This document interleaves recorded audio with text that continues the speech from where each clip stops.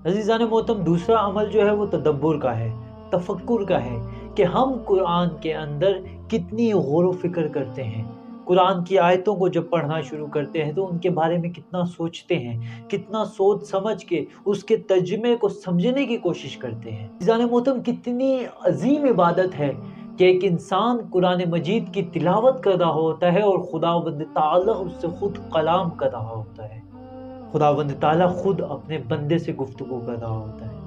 کتنی ایسی آیتیں ہیں جب ہم ان کی تلاوت کرتے ہیں، جب انہیں ہم سریعاً پڑھتے ہیں یا پھر ان کے ترجمے کی طرف غور کرتے ہیں تو ہمیں ایسے لگتا ہے جیسے ہمارا پروردگار ہم سے کچھ کہنا چاہ رہا ہے، جیسا ہمارا پروردگار ہم سے کچھ طلب کرنا چاہ رہا ہے۔ عزیزان محترم، اگر ہم ذرا سا غور کریں تو زندگی کی تمام مسائل، تمام پریشانیوں کا حل قرآن مجید ہمیں دے رہا ہے، اور ایسے احسن طریقے سے دے رہا ہے، ایسے بہترین انداز سے دے رہا ہے کہ اگر ہم اس کو سمجھیں اور اس پر عمل کریں تو ہماری یہ دنیاوی مشکلات اور آخری مشکلات بھی ختم ہو سکتی ہیں۔ جب ہمیں ایک آیت کا ظاہری معنی سمجھ میں نہیں آتا تو ہم مختلف مفسرین کی مختلف تفاسیر سے رابطہ جوڑتے ہیں، مختلف تفاسیر کو پڑھنا شروع کرتے ہیں، اہل بیت علیہ الصلوۃ والسلام کی احادیث سے رجوع کرتے ہیں، اور جب ہم ان چیزوں سے رجوع کرتے ہیں تو تب ہمیں ان تمام مسائل کے حل تلاش کرنے کے لیے قرآن مجید سے بہترین کتاب نہیں مل سکتی۔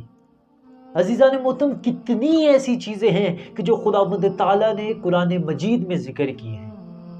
ہمیں ایک ہدایت کی کتاب دی ہے، ہمیں ایک ایسی کتاب دی ہے جو ہماری دنیاوی، نہ صرف دنیاوی زندگی کو بلکہ ہماری آخرت کی زندگی کو بھی اور بہتر بنا سکتی ہے اور اچھا بنا سکتی ہے۔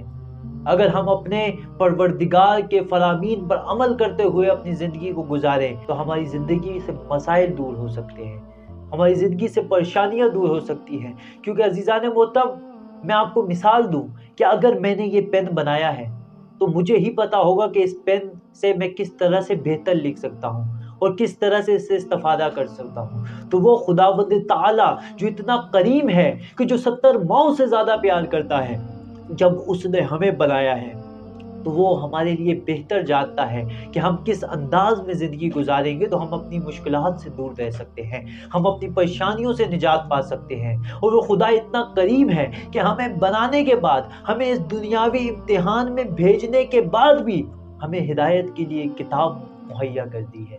اگر ہم اس کتاب کو باغور مطالعہ کریں، اگر ہم اس کتاب کے ساتھ اپنے دل کو لگائیں، اگر ہم اس کتاب کے فرامین پر عمل کریں، اگر ہم اس کتاب کی آیات پر غور کریں تو ہم معراج کی منزل تک پہنچ سکتے ہیں۔ عزیزان محترم، آپ دیکھتے ہوں گے کہ جب بھی ہیری پوٹر کی کتاب ریلیز ہوتی ہے تو ہزاروں لاکھوں کی تعداد میں لوگ لائنوں میں کھڑے ہو کر اس کو خریدتے ہیں۔ ہیری پوٹر کی کتاب، آپ جانتے ہیں کہ وہ کتاب کیا کتاب ہے؟ صرف ایک تخیلاتی ناول ہے جو صرف اور صرف شیطان پرستی پر میسر ہے۔ ایسی کتاب کو خریدنے کے لیے لاکھوں، کروڑوں، ہزاروں لوگ لائنیں لگا کر کھڑے ہیں۔ یورپ میں جس دن اس کتاب کی ریلیز کا دن ہوتا ہے اس دن عوامی چھٹی کہلا دی جاتی ہے، اور اس دن وہاں پر لائنوں سے لائنیں لگا کر لوگ اس کتاب کی خریداری کرتے ہیں، صرف ایک تخیلاتی، ایک جھوٹی کتاب کے لیے۔ دیکھیں عزیزان محترم، ہیری پوٹر کی کتاب پڑھنے میں کوئی مسئلہ نہیں ہے، آپ کہانیاں پڑھ سکتے ہیں، لیکن جو حقیقی کتاب ہے جس سے آپ کو فائدہ ہو سکتا ہے، جس سے معاشرے کو فائدہ ہو سکتا ہے، جس سے آپ کے بچوں کو فائدہ ہو سکتا ہے، ہم کیوں اپنے بچوں کو اس سے دور رکھے ہوئے ہیں؟ اگر ہمارا بچہ میتھس کی کتاب کا ہوم ورک نہ کرے، انگلش کی کتاب کا ہوم ورک نہ کرے، ٹیوشن کا ہوم ورک نہ کرے، اسکول کا ہوم ورک نہ کرے تو ہم اس کو ڈانٹتے بھی ہیں، ہم اس کو سزا بھی دیتے ہیں، ہم اس پہ پابندیاں بھی عائد کرتے ہیں، ہم اس کو مارتے بھی ہیں، ہم اس پہ غصہ بھی کرتے ہیں۔ لیکن وہ کتاب، وہ اللہ کہ جس کا ہوم ورک، کیا ہمارے لیے کچھ اہمیت نہیں رکھتا؟ کیا ہم اپنے بچوں کو قرآن مجید کی تعلیم کے لیے بھی اسی طرح سے ڈانٹتے ہیں جس طرح ہم دنیاوی تعلیم حاصل کروانے کے لیے ڈانٹتے ہیں؟ یا ہم جتنا اپنے بچے پر فوکس کرتے ہیں کہ وہ ٹیوشن میں جا کر اچھے سے پڑھائی کرے، کیا ہم اتنا ہی فوکس کرتے ہیں کہ ہم اپنے بچے کو اسلام کی راہ پر کس طرح سے لے کر آئے؟ یا ہم اپنے آپ، اپنے بچوں کے اندر جس طرح سے انگلش کے متعلق یا کمپیوٹر سائنس کے متعلق اس کو شوق دلاتے ہیں، اس کو بتاتے ہیں کہ یہ کتنی اہمیت ہے آج کل दुनियावी ज़िंदगी के लिए आप मेडिकल करो, आपका ये रैंक बनेगा, आप कंप्यूटर से सॉफ्टवेयर इंजीनियरिंग करो, आप इस तरह से जॉब कर पाओगे। जब इतनी अहमियत हम बाकी किताबों की बताते हैं, बाकी सिलेबस की बताते हैं, तो जो चीज़ उसकी हकीकी दुनिया में काम आने वाली है, उसकी हमेशा रहने वाली दुनिया में काम आने वाली है, क्या उसके बारे में कभी हमने अपने बच्चों को बताया है? अज़ीज़ान मोहतरम, ये वो हकीकी किताब है कि जिसे खुदावंद ताला ने अहसनुल किसस के नाम से याद किया है, यानी बेहतरीन किस्सों वाली किताब। हम दुनियावी फजूल कहानियाँ पढ़ने में पूरी पूरी रात लगा देते हैं। हमारे बच्चे नॉवेल्स पढ़ रहे होते हैं इंग्लिश के, तो हम खुश हो रहे होते हैं कि हमारे बच्चे की इंग्लिश बेहतर हो रही है, हमारे बच्चे की अंग्रेज़ी सुधर रही है, हमारा बच्चा पढ़ रहा है, चाहे वो तखौलियाती शैतानी नॉवेल्स ही क्यों ना पढ़ रहा हो। लेकिन अगर हमारा बच्चा कुरान पढ़े तो कितना ही अच्छा होगा। क्या हमने कभी गौर किया है कि हम अपने बच्चों को अपने कुरान की तरफ भी रग़बत दें? क्या हमने कभी गौर किया है कि हम अपने बच्चे को इस्लाम की तरफ रग़बत दें? क्या हमने अपने बच्चों को अपनी ज़िंदगी में कभी कुरान के किस्सों से आशना करवाया है? क्या हमें खुद भी कुरान के किस्सों के बारे में पता है कि जिसे खुदावंद ताला कह रहा है कि ये अहसनुल क़िसस किताब है कि जिसके अंदर बेहतरीन किस्से बयान किए गए हैं? क्या वो किस्से हमने कभी अपने बच्चों को सुनाए हैं?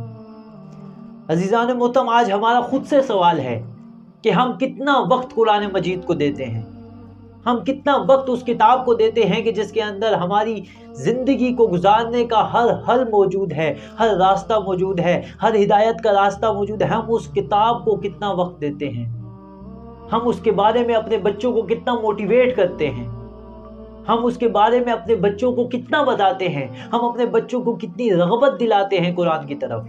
कितनी कुरानी किस्सों को हमने अपने बच्चों को सुनाया है, कितनी कुरान की कहानियों को, हिदायत को, फरामीन को हमने अपने बच्चों को सिखाया है।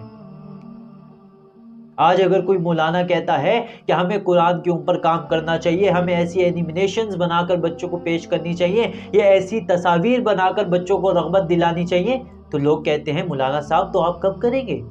तो क्या अज़ीज़ान मोहतरम सारा का सारा काम मौलाना ने करना है? हम खुद कब इस चीज़ में हिस्सा लेंगे?